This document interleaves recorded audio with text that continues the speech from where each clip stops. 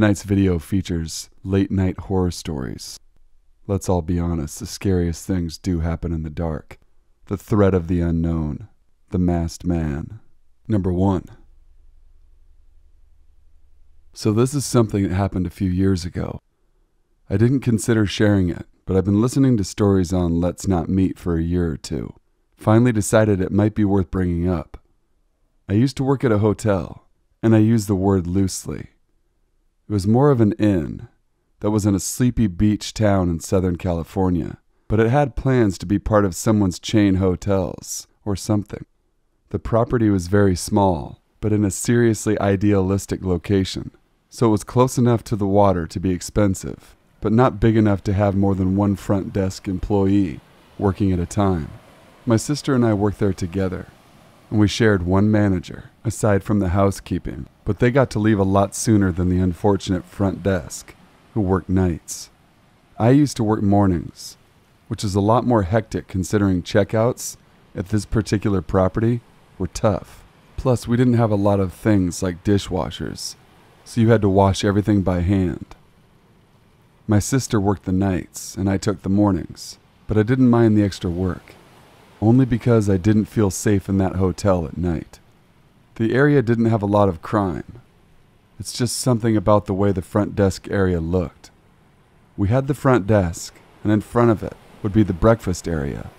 It had tons of windows. It was more windows than wall, and you could easily see out into the ocean and into the garden, as well as the stairs that came up into the lobby. In the daytime, it was really charming, but at night, it felt always unsettling to me. Especially since, if you worked the night shift, you had to stay till 11 p.m. at night, without even closing the front door. Now, this wouldn't be a big deal, but we had no security, no cameras, not even the housekeeping.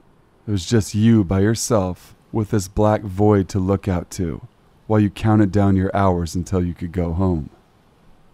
One night, I had been stuck with a night shift, covering for my sister. I didn't have my uniform or anything. It was kind of unexpected. For whatever reason, I decided to close the lobby door, and I'm glad I had. The door wasn't locked, so any late-night customers could come in, but none did that night. It had finally hit 11, and I was super relieved to get off. I began my end-of-shift duties, rolling the day, setting up for breakfast, etc. When I had finished everything, I grabbed my keys and went to turn off the lights before leaving, when the phone rang. My gut tensed for a second, only because it was so loud, and I was surprised. We were supposed to forward calls to our manager's phone, in case someone got locked out of their room, and we had to come down and help them. No electric plastic keys used here, ladies and gents. Old-fashioned metal keys for everyone.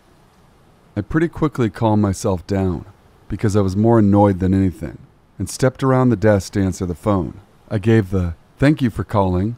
This is, how can I help you?" line as best I could for being annoyed, that is. At first there was nothing. No one said anything. Said hello and asking if anyone was there. I thought it was a dead call or a butt dial, but I could hear the ocean on the other side of the line. It was a particularly windy night, so the waves were louder than usual. I hung up. When I went to leave again, the phone rang a second time. I picked it up, gave the same line, and I finally got a response. "Is there any rooms available?" He didn't sound drunk, if anything. He sounded collected. The place was next to a bar, so if it was just some drunk dude, I would have known. He sounded calm, like unnervingly calm. "Oh, I'm sorry, sir. We're closing for the night," I responded.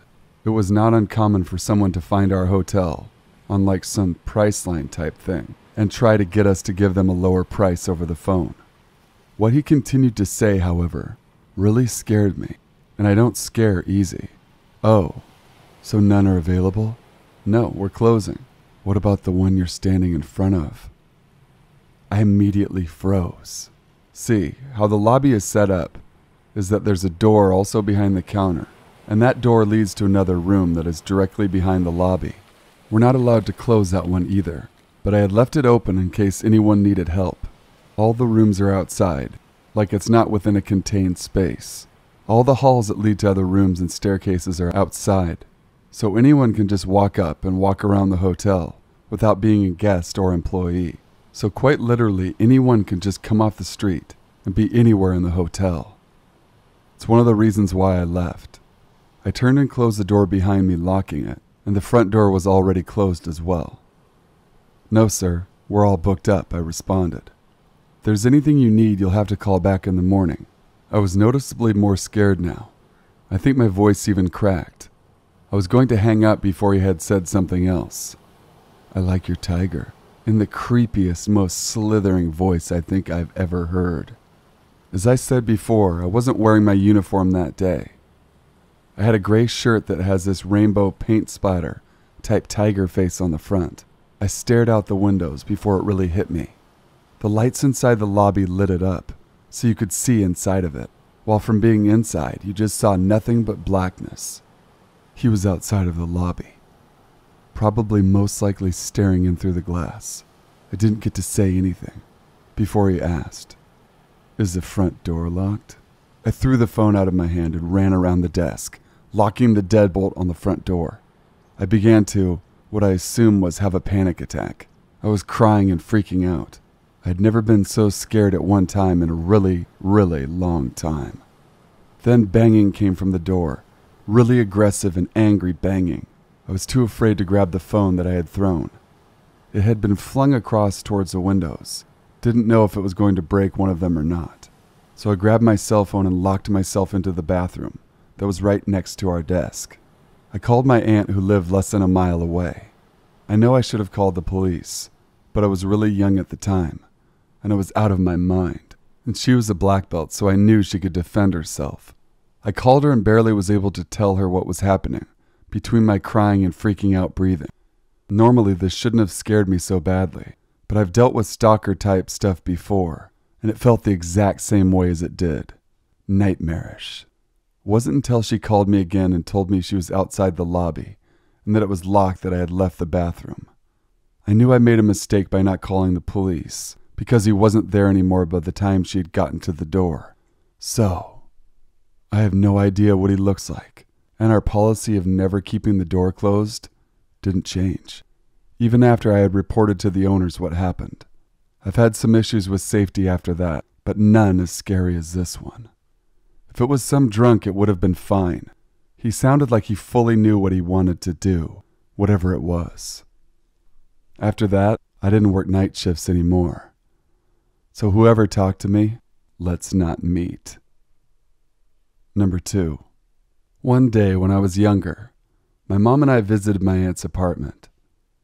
It's a giant-looking house with a side driveway that leads around to the back, to a small parking lot for tenants, with the house entrances being off to the side facing away and hidden from the busy street.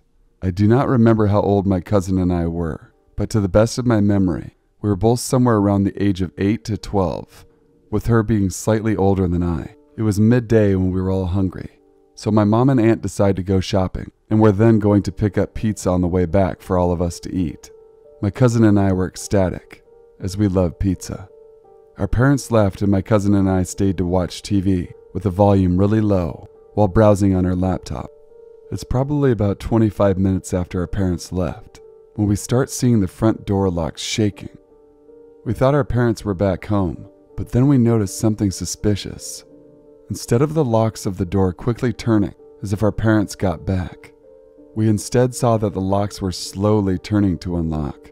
We suddenly both realized it wasn't our parents, and definitely an intruder. We both stared at the front door silently, freaked out and completely frozen with fear. I always thought those horror movies, where the actors stand frozen in fear like idiots, was fake. But it was at this moment that proved that that idea was wrong. As we both stood there frozen in horror, we saw the top lock finally turn all the way after what felt like half a minute. Then, we start to see the bottom lock slowly start to turn. The door was probably half a second from being unlocked completely, when suddenly my cousin breaks free from being frozen in fear and sprints to the door and turns both of the locks to prevent the door from being opened. We dared not look out the second-story window, to see who was trying to get in. We were horrified and stayed quiet waiting in the living room. We didn't say a word to each other, just sat there on the couch. It was about 15 minutes later until our parents got home, and we told them the whole ordeal and they were shocked. We don't know what would have happened if my cousin didn't sprint to lock the door, but to this day I can remember very vividly seeing the door lock shaking rapidly and slowly turning. It was one of the scariest things I've ever seen. Number 3. Hey guys, after reading tons of stories here, I remembered one of my own. This might not be as intense as some of the other stories here, but I thought I would share regardless. This happened a year ago when I was working as a pizza delivery person. I often worked late at night, and despite other women being sexually harassed on the job every now and then, I never felt very nervous when delivering. Anyways, this happened at around 11 p.m. I was delivering to a house, and as I arrived, I parked out front. Now there are 2 things you should know from here. 1, the pizza is on the passenger side, and 2, this is an Australian derelict suburb. So, I get out of my car and immediately notice this 20-something-year-old guy standing on the opposite side of the road facing me. This being a derelict area, and with me being rushed, I thought nothing of it, as it's not too uncommon to see derelicts hanging out around the streets. But as I started walking around the car to the passenger side, I found him behind me. He asked me what the time was, and I said it was around 11. This still didn't have me on edge, as I was used to this kind of stuff. But as I was opening the door to get the pizza, a jolt of suspicion came over me, as I noticed he was still behind me, not saying anything. Looking back at it now, I find it unnerving at how subtle this feeling was, and how close I was to ignoring it, but I'm glad I didn't. I quickly closed the passenger door, walked around to the driver's side, hopped in, locked the door, turned on the car and put it in drive. I felt like I was being overly cautious, but sure enough he pops around to the side of my car. At this point I feel pretty safe, and dare I say proud in my decision making, so I crack the window to get to the bottom of this. Guy, do you have the time on you? Mind you, this is the second time he's asked. Me, it's 11 o'clock. Awkward pause. Guy, can you please give me a lift? I need to get to my friends, and it's where you're delivering. What? Me. No. Guy, well, I know whose pizza that is. It's my friend's down the road. I'll show you where it is if you can give me a ride there. The conversation went on, but you get the idea. This guy was persistent. I eventually told him to get out of here, and I was calling the police. I closed the window and started to dial. As I was speaking to the police, he started yelling and banging on the window. Thankfully, he eventually left, and the police came and searched for him while I delivered the pizza.